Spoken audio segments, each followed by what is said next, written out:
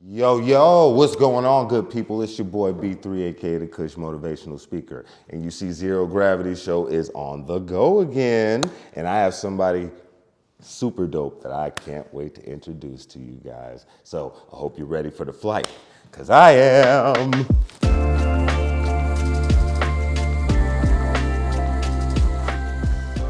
Yo, y'all, so like I said before, I got a real cool entrepreneur that I could not wait to get on this freaking show, yo.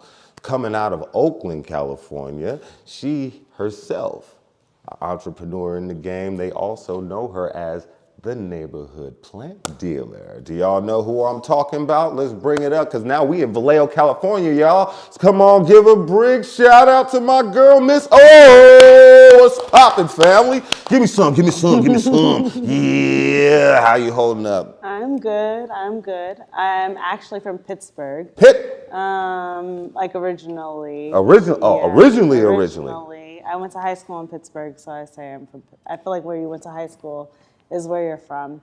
And then after high school, I like moved around and like landed on Oakland for a while. Hey, shout out Pittsburgh. And then Oakland was where I was at before I moved here. For sure. See, yes, correct me. Please correct me. I'm not originally from the town. I don't want to fake. Hey, real shit though. You saw that, right? She was not finna fake the funk. I love it. See, now you just made people from the town even respect you more. I'll take it. So I gotta ask, fam, because like I said, I caught up on you. A lot of people brought me. That told me to come see you. They was like, hey man, you got all these entrepreneurs on the show. You ain't talked to the neighborhood plant dealer yet. So I said, okay, let me get her on. So, and I was already floored by the name. So speaking of the name, how did you come up with the name? It was just, I didn't think of plants were like such a secondary thought to me. And it was during the pandemic, all the pandemic girlies were like selling plants online. It was like one of the only things you could do was go to a nursery. And I feel like I was already into plants, and during that time, it opened my eyes to the potential business opportunity in this space.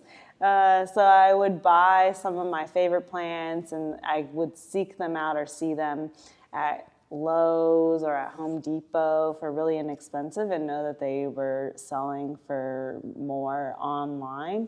So I would pick it up and then buy it, and then either keep it as a mother plant and sell propagations or seeds of it online, just like on random places like Facebook Marketplace and on Reddit randomly. So because it was never a full, my like little tag online was just neighborhood plant dealer. So. Nah, see, that's dope though. See, you knew what you was doing.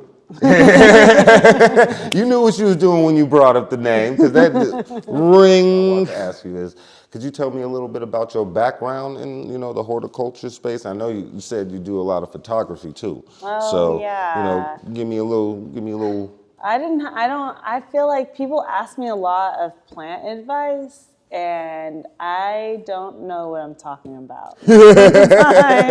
I Google things with the rest of us. I think I've just been around plants a lot. My grandmother, it was my job, like my chore, to water the plants. She lived in Oakland, and she had this like beautiful rooftop, and it had this awning that had all these plants underneath it, and I feel like I would hang out up there as my chore to water all the plants. And then I got really excited when I was there, because it felt like some like magical place, kind of like the secret garden, and I would just pretend that that's what it was. So as I got older, it was just like, oh, they were fun to keep around. I didn't always have the space for it. Plants are kind of like a luxury. You have to like think about them and be able to spend time thinking about them, and have the extra money to go buy something that you want to care for. So I feel like I didn't have them around until I moved out of home with my family and moved into my own spot. And then they became little growth markers for me because it's like, oh yeah, look at all this good light and look how well you can take care of something. So it was really nice. And then I moved into a house with like all these girls and they had all these plants in there. And one of my besties now, DJ, she gifted me with like a couple plants as I moved in. And I felt like it was my job to make sure that I took care of them. And then she was super busy too. So like, it was also partly my job to take care of the other plants in the house. So it helped me learn more about them. See, that's dope. That's actually really cool. But see, that's natural. That's natural teaching. If you think about it. You just get thrown into it. I mean, trial and error. That's usually how we all learn. Yeah, exactly. I feel like I've filled enough things to know something. Don't we all? I have to say, but it does something to you though when you see something from seed, and then to fruition. It does do something to you. Like, I didn't kill you. You actually made it. Yeah. I wonder what else I can do. Oh my gosh, I couldn't imagine. You have kids, so I couldn't imagine like what that feeling actually feels like. Because these are just like little plant babies. So to actually see something outside of you that is so much like you. Yeah, that you're supposed to guide. Little baby mirrors walking around you all the time. Oh my God. Yeah, I'll take a plant any day. I'll take a plant any day. Oh boy. At least you can't hear them when they talk. I hear that plants talk, but it's at a frequency we can't hear. So at least you can't hear them. See, I hope, and I heard it's good to talk back to them, right? I hear. I do talk to them. So what about the photography space? Like, I remember you saying before, you've been dibbling dabbling in photography too. Yeah, so photography is my main passion. The plant space came secondary. I've been doing photography for 10 years now. So it's like what pays the bills. So, and so like, we won't say dibbling dabbling. We'll say for real. Yeah. And in 2019, right before November 2019, I had the opportunity to go full-time freelance with photography. And so I did. And then the pandemic happened, and then it was like pivot for everybody. Right. But I feel like you were saying, timing for me lined up perfectly for that, because it was like, okay, I was able to take advantage of like unemployment and like I got paid a nice like severance package from the bank job that I was working. So it helped like give me a good savings cushion. And then for things like getting this space, it was good to show like I had that like financial savings available for it. So I feel like all of those things happen the way that they were supposed to. And then, the photography I started that because of a lack of photos and a scarcity of documentation of my own life. And then when my niece was born, we wanted to make sure that we documented everything, and she didn't have that same feeling. So we took all these like maternity photos and newborn photos of her, and then people started seeing them and liking them. And then I learned how to figure out like the business side of it after that. So I feel like the photography has been that's been the one. Yeah. See, so we got two hustles going on right now. See, you got two, we got a few, but that's the entrepreneur mind state though. Multiple forms of income. That's what you're supposed to do. And in the Bay, I feel like you need that. If you don't have that, it's not easy to survive. Oh Lord, no. Well, I have to ask you then, since like we said, trial and error with plants. What would you say, if you could, what are a couple plants that you like, or what would you say are your favorite? Something that you kind of, if I have it there at the house, I know it's gonna be a good day type thing, or something. There are like some staples and omens. So the the first plant that I got that I felt like was a growth marker for me was it's a Dieffenbachia. It's called a dumb cane. It was really easy. I have unintentionally tried to kill it a few times, and it has stayed alive for me, thankfully. She And tried. traveled with me. I got it as a seedling. It was like this big, and now it's almost as tall as I am. So it feels really special to watch it. And whenever I see it in other places, I feel like if you've seen this plant before, it used to be like a fake plant in everybody's house in the 90s back in the day. But if you've seen it, you're like, oh yeah, Lord, I I know remember what you're this talking plant. about. 'Cause I've had one of those plants. But I have one, and it's like always a good omen for me whenever I see it in different places. It's like, oh yeah, I know it's gonna be a good day, or I'm supposed to be here. Like, oh, look at that dumb cane over there. That's so sad because, I didn't even know that was a real plant. I thought it came fake. That's sad. I thought it was fake this whole time. Thank you for thank you for that. Fun. I can't wait. We have a couple of them here, but not the exact same one. But they're fun to see. Shoot, got another one for me? Give me your top three. Give me like the top three. Spider plants. Also, when I moved in with the girls, I was gifted a spider plant. Now you need to explain. Oh, can I show you? I'll grab it. Hold on. See, I have a problem with spiders. Hey, No, look, y'all. they're fun. Wait, now hold on a minute. It's as long as So look, it's so cute. This one is kind of curly, but it's got these flowers that come off of it. Hey. And then what I like is that it puts off these little babies, and it like really likes to reproduce because it'll drop a lot of them. I get it now. Oh. But they just look like little baby spiders, and all you have to do is clip that off and then put it in the water, and these are roots coming off of that. These like weird alien looking things, they're roots. So it's looking to plant itself somewhere. Oh, but that's another one of my favorites. This is lovely. At least this is a much better interpretation than what my brain had. I had so many different. I was thinking, oh no, it's a spider attractor. Does it eat them? No. Do they not like this it? one, no. Had me spooked for a sec. I was like, oh shit, here we go. No, but they're cute. They're cute. And then my third one. Give me a third one. Would be a monstera. Do you know the monstera? I like the sound of it. Oh, they're cute too. They're like really easy, but they're like big. They have these leaves in them, or they have leaves, obviously. They have holes in their leaves, like these big fenestration holes in their leaves. And I'm sure we have some here, but I'm sure if you saw one, you'd be like, oh yeah, that's it. But I like them because it's another one that's a good growth marker. I got one as a seedling, like maybe this big 4 years ago, and I've propagated it maybe 3 times, and it's still like taken over. And that's a theme with them. They're called monsteras partially because they're monstrous and they take over the space.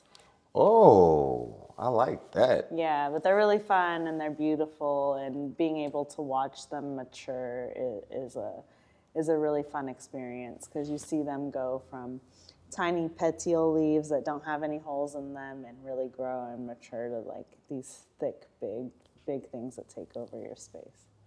Oh, well, now I got a good question for you.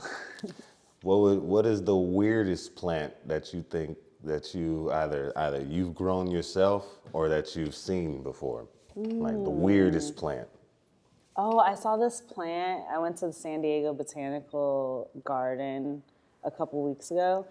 I saw this plant, and it was this big lily flower that blossomed, and it smelled like raw meat.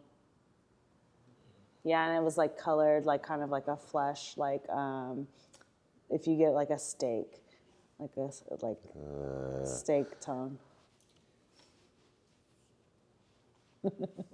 And then there's a flower. Yeah, it was kind of gross. What is that? It's that one sick flower that smells like a dead body too? Oh, I heard about that. I've never seen it, but I heard about it. It's huge. Whenever it blooms, it literally smells like no. Ugh. Like what? The only plant? Yeah, that's the weirdest plant I've seen. But that right there is pretty sick too, though. I like that. Do you have a favorite plant? Me? Yeah. Do you have plants in your house? Two, and you know it's gonna be the ones that don't die, and then it's aloe vera, and then Oh, nice. and then the other one I have is I baby the hell out of this. This is my little fly trap. Oh, how cute. I baby the hell out of that thing too. My wife hates me for that. And How then long have you had it? it's about a year now. Oh, then you're good with plants. Sat them in the corner and just let them get to work, and then pour a little bit of water on them, and this. I got one for you. The reason why I got that plant is only because of is because of Little Shop of Horrors. Oh, how fun. Gotta love Little Shop of Horrors.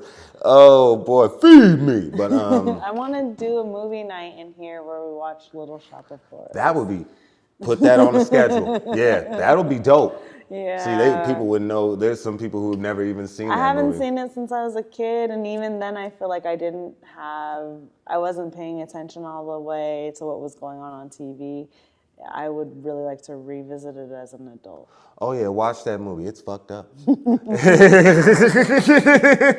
You peep that out after being an adult. Oh yeah, man, they was ahead of their time when they made that movie. Y'all don't know. Yeah, lots of big trees was blown while making that film. A lot of these movies.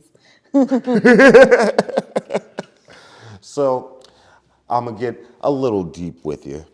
And because there's a lot of naysayers out there. I guarantee you when you were starting it up here, a lot of people probably either you always have supporters and you have people who don't support. And I always like to ask this question because people have, their contradictions and people have their thoughts on what you do. So what's one myth about the business that you would like to debunk? Because, these are outsiders looking in, making up their own assumptions. Well, I think that I feel like sometimes it feels harder than it really is. So I feel like if it was this easy for me to get this space, like it did take work. Like it wasn't like it didn't take work. It took work and like a good savings and a good like credit score. So She's checking down the list. You have to play the game, I feel like, but I'm thankful that it's not outside of our access or reach to be able to build something that we are proud of and that other people can enjoy. It's like it's beautiful here though. I hope if y'all haven't been to this space yet, this is a wonderful space here. The energy, everything in here is just spot on. Y'all got to get down here, y'all. I'm telling you. So now I got another one for you. Things that we wish we knew before we started our ventures, There's so many things we wish we knew before we got into the game. I know before I started this whole podcasting thing, oh Lord, I wish I would have known how much life you lose. But with you, Wise, what's one thing that you wish you knew before you started the neighborhood plant dealer? Oh, I feel like there are easier ways to do things. And I have to learn by doing them. And I feel like I haven't taken out a loan for the space. It's been like self-funded. And I'm proud of it, but I don't know if that's the smartest way to. I'm not in debt to anybody, but like that, I feel like there are people who took out PPP loans and they were able to like navigate that and figure out how to build their businesses more. And I feel like I wish that I knew all of the opportunities that were available and that are available because sometimes. Like I didn't realize getting your EIN is pretty much free. You just have to sign up on the website. And it literally took me like 3 minutes when I finally did it. I thought it was really hard. And just in case, could you tell people what is that? It's like your employee ID number. It's your business's social security number. And I had been avoiding it for so long because I thought that it would be really daunting and time consuming and a lot of paperwork since it was like a federal IRS-ish thing. And I just Googled it and it literally took me 3 minutes to do, and it was free. And like your seller's permit is free as long as you have like your business license in. So I feel like there are a lot of boundaries that we think exist, and what I wish sometimes that I knew how easy it can be in the right path to take, because I kind of had to stumble through. Google has been my friend, but sometimes you don't know what to Google. Hey, I like that. Google's your friend, but sometimes you don't know what to Google. No, that's cool. I like that. We need to put that on a shirt. You don't know what to Google. Well, and I like what you said before earlier. Is like, you have to learn, you got to stumble, you got to crawl before you walk type stuff, And one thing I do like is we learn from our failures. And, our failures, failure can be different from anyone's. Me not being able to accomplish something, I consider that a failure, but then in your eyes, it could actually be, that was minor. I couldn't do this. That's a real big, it could be different for everyone. But could you think of something that you consider was one of your, or what you felt was like a failure and you learned from it? I have failures every day. Every day. So that means we learning every day. Yay. It feels like triage. I wake up and I'm like, what needs the most of my attention right now? And I feel like I don't like to disappoint people. And in business, there are times where sometimes you have to, because it's just like, I recently had a hard drive failure, and it killed me that I've lost some things now. And I feel like that is a failure that I've had to learn from, and been like, okay, well, how do you now set in place backups for the backup so that you don't go through this problem again? Yeah. And you do try to learn from it, but sometimes I feel like you don't know what to prepare yourself for sometimes. And the hard drive failure and technology issues are like my biggest ones, because those ones are like freak accidents that you can't always, like I had a card recently just become encrypted. And I don't know what happened to it. I take it out the camera, I put it in the computer, and now all of a sudden it won't pull anything. And it's like, oh no, I guess I could have had 2 cards in the camera and then backed it up. But now I know, thank God it wasn't a wedding. And now for a wedding, I will put a double card in there, because you're not getting me there. So it's like a real-time example of failure and trying to learn. See? Yeah, and you know what? Since you brought up photography, can you give me a situation in photography-wise that you felt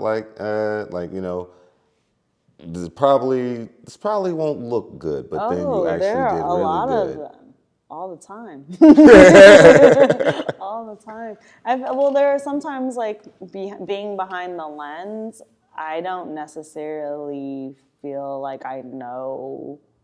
I've been a photographer a while. I kind of think I can manipulate light and get the image that I want, but I photograph weddings a lot, and I don't always have control over what comes in. And sometimes I'll be in the field and feel like, oh, you didn't get that shot. You messed that up big time. And then I'll get home and be like, oh, God, you had my hand and you held me through that. Because I didn't do that by myself. And that's skill. That's skill. When you feel like, maybe I didn't. See, you're doubting yourself, but then when you get in there, you're like, oh. Thankfully, it worked out. I handled that. And let me just say that you know, like I was telling you before earlier, before the cameras was on, that you know, you're an inspiration to a lot of people. You know, I hope you do know that, right? No. See, and that's the thing. That's why I'm solely here as a reminder to let you know that you truly are an inspiration, and that there's a lot of people out there that look up to you. You know, you actually. I've heard so many positive things about you. There's so many people that use you as their motivation to get up in the morning. Yeah, didn't expect that, did you? Maybe it's fun to be motivated. Yeah. And I feel like you have to be around like-minded people so that you can move. Like physics, inertia works that way. It's like science. So Exactly. you got to be pushed. That's how we learn majority of the time. And speaking of that, what inspires you? They say that I've been looking into successful people and why they're successful, and they say you have to kind of go through a certain amount of things that give you a reason why. It's like you have to have a strong reason to actually go and do things. And I think that I've always wanted to like be independent and be able to take care of myself. I've always felt like I've had to prove myself in that way, not lean on anybody. And I come from like a history of strong women who are just like, I can do this. And my grandmother was an entrepreneur, and she was a badass who just like killed everything. So I feel like it set a good example for how to run things, and I knew that I couldn't do any less than that. If that was how they were doing things, that was your standard. Set the standard for Yeah, and I took that very seriously, and I think that I always like felt I'm the oldest of four, and so like I felt like I had to set an example for them. And then like now with my nieces, my sister has four of her own daughters now, and I feel like there's a lot for people to look at. See? Yeah. So I feel like I have to set that example for them. And then I could go back to work, but This is work. Yeah. This is work.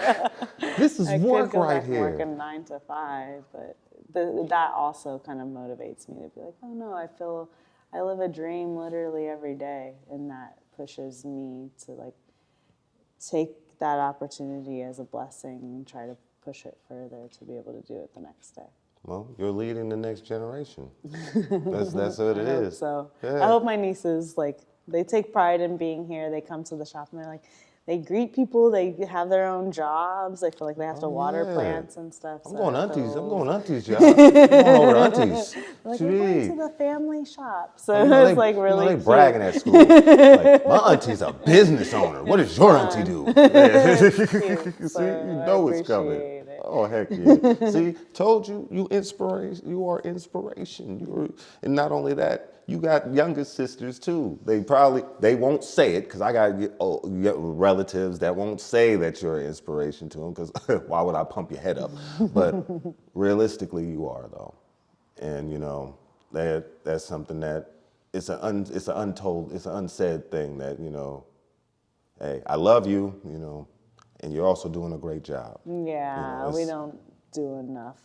See, saying you know, it's like I said, it's unsaid, but it's shown in different ways. Yeah. And I just want to let you know, give you your flowers that you deserve. Appreciate you in the flower shop. Heck yeah, exactly. I don't know. I should have thought of something different. No, it's perfect. But with you being, you know, a business owner, and there's, like I said, with my show, I have random people on here. I could have people from 18 to 60 still getting ready to actually jump in that pool of trying to become business owners themselves. So is there any, you know, advice that you could give to some of these young and mature business owners out there? My first business mentor gave me the advice, and I feel like it stuck with me, and I'm very thankful for it. But she said, don't quit your day job until your dream hustle is making enough to sustain you. And people don't love that advice, but I feel like it was a smart way for me to go, and it helped fund everything, and I'm very thankful. And it might have taken me a while to figure it out, but I didn't have to sleep on anybody's couch. So, so I feel thankful for being able to like financially sustain myself through it. But yeah, and then just being able, that helped me figure out how it is to like financially put something together and have a goal for where I want to be, and how I can live off of that and actually sustain a lifestyle that felt comfortable for me. I respect that. That's dope.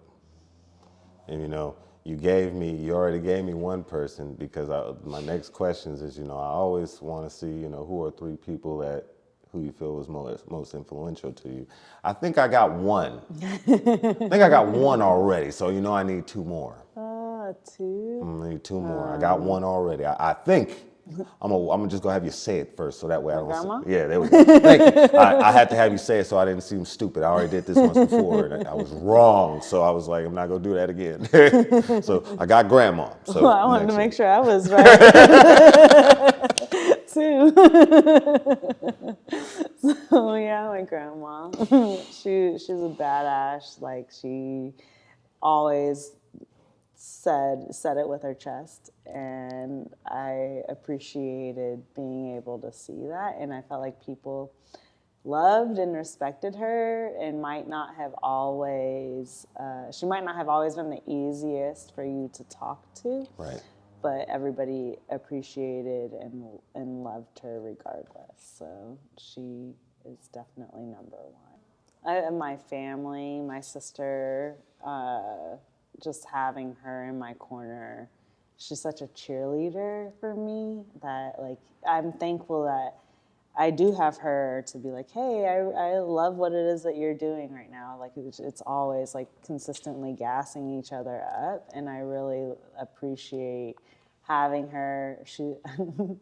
It's like my own funny vein, like, thought to myself. I'm like, she's like the Solange to my Beyonce, like, the cooler, better little sister, like, that has your back and is gonna ride for you ridiculously hard. She'll fight somebody in the elevator, and like, I feel like everybody needs that. So she'd be like my like second motivator. And like tribe and community, I learned about blue zones a while ago. Have you heard about blue zones? I will try to implement it into every conversation I have. So the blue zones are these places in the world where people live longer, happier lives.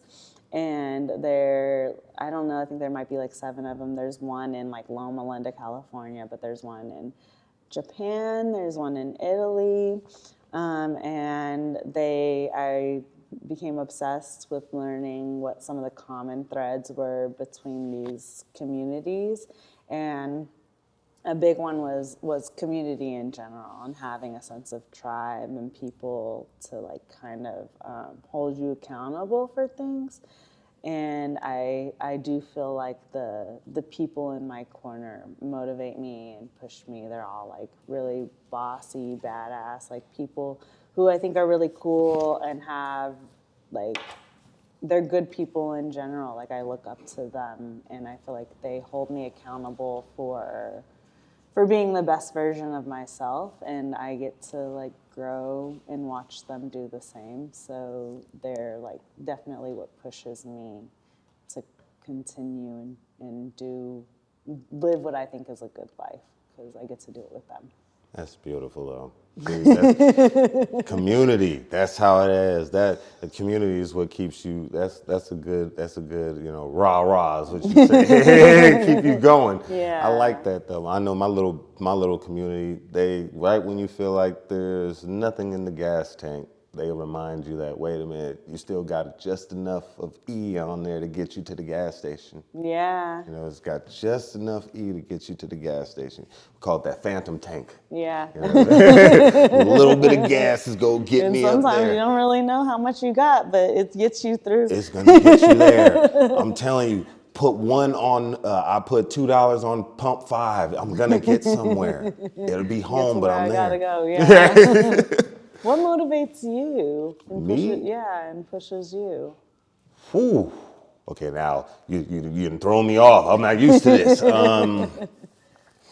Last time I got asked questions was on what's the way. Hey, so let's see. Well, mainly, you know, my just like with you, my kids mainly have been kind of they kick me going.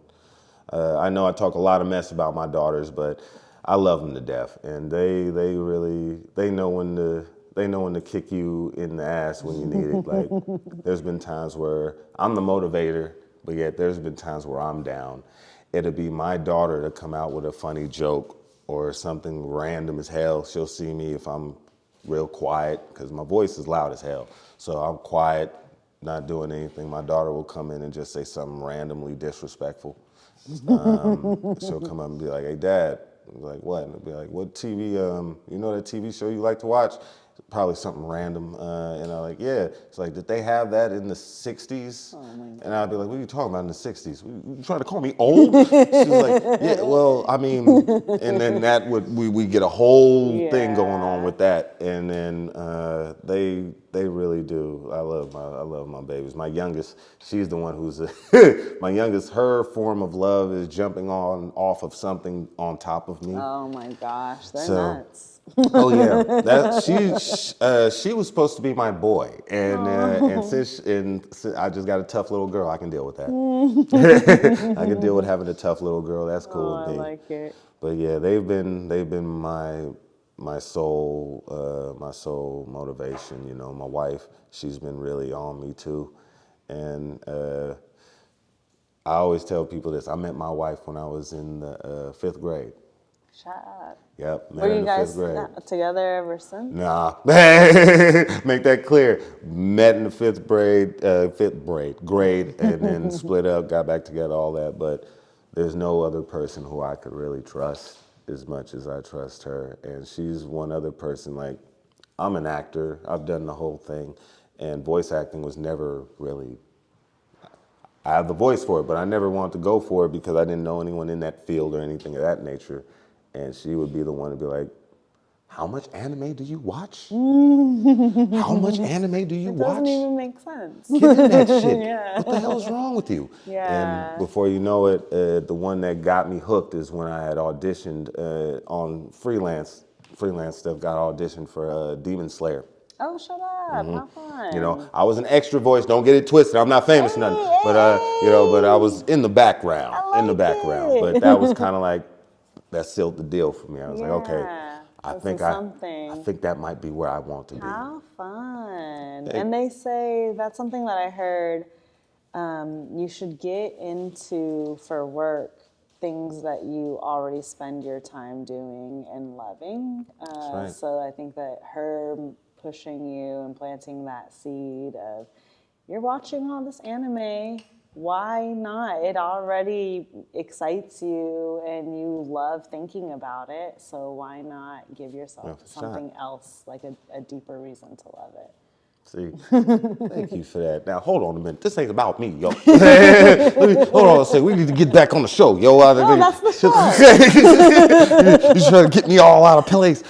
Now, hold on a minute. I got a motivational question for you. Yeah, I've started doing this because one of my guests threw me the hell off when I asked him something, and it just turned out to be great. So, my motivational question, I find certain motivational quotes, and based on, you know, I've done a little bit of research on you, and based off what I found, you know, this is the motivational quote that I felt like would work for you. So please forgive me if it doesn't sound as epic as it should, but I go by off just the energy that I got from literally outsider looking in. Nature does not hurry, yet everything is always accomplished. Oh, that's fun. I like it a lot. You know, you know, you're not in a rush, but it's gonna get done. And, you Yeah. know, and just like with any dream, anything of that nature, we can't rush it because, you know, we gotta, as soon as we rush, we make mistakes, we see flaws, all that stuff. As long as we take our time and be able to smell the flowers, the plants, you know, and actually be able to let your dream come to fruition. And I see that a lot in you. And I just wanted to say, you know, great things are coming your way. And to think, Speak it out. to think you're not even completely bloomed yet. Let's make that clear right now. You're in mid-season. You're gonna get pretty, and you're only halfway. Like you say, you get taller than this building. Let's put it like that, and I can see that. Sunflower. You know it exactly, just like a sunflower. They say, like, I was listening to Will Smith, and he says, like, he feels like he just works a lot, and it's not even.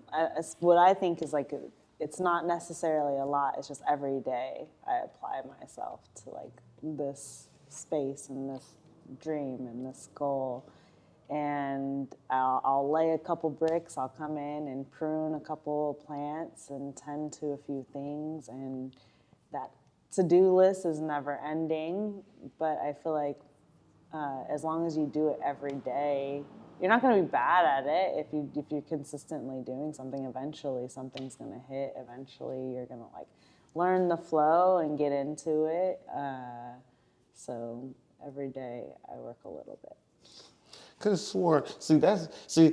Lil Russell could have sworn said something like that too. It's something about you entrepreneurs, yo. It's something about you entrepreneurs. Y'all start thinking alike. So, but I want to say thank you again for coming on the show. Thank you. I really appreciate you, you know, giving me, sharing some of that greatness with me. And, you know, Thank you for wanting me to talk. of course, fam, of course. So, you know, gotta ask, what's next for the neighborhood plant dealer? Oh, more things here, more growing the space. I'm learning how important community is to me, and I've watched third spaces just become non-existent in our time with the internet. And we used to like go to church to meet people, or go to softball leagues and kick it, or to a lounge after work and grab a drink. And people don't do those things anymore. We're isolated as like a culture, and we're yearning for connection. And I would like to continue creating spaces in worlds where people can connect. And I feel like being around all of the plants in the middle of Vallejo, as diverse as it is, like literally 25% Latin, 25% Asian, 25% Black, 25% white, and it's just, you create this space where everybody feels welcome and safe and like they belong, and then it cultivates all of this conversation that people can have. And I like watching people grow and things grow. So more growing and communing and creating space for that is what I see taking place.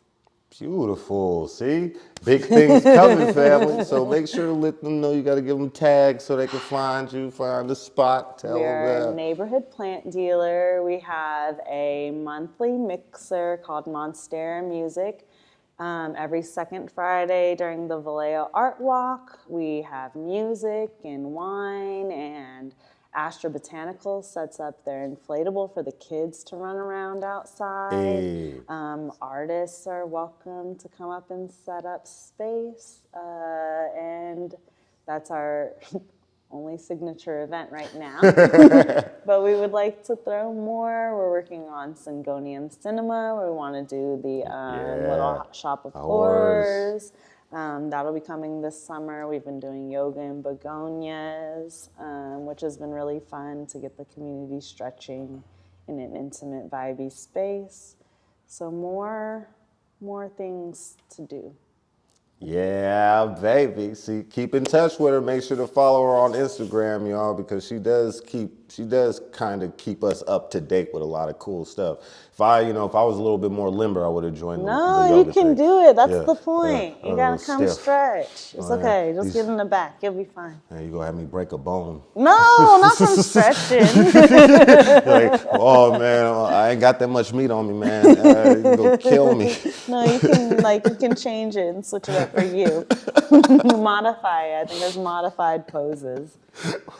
Well, again, family, thank you so much for giving me your time I and your appreciate energy. you. And y'all, I just want to say thank y'all for tuning in. And my favorite saying is work harder on y'all dream than y'all job. Have a great night.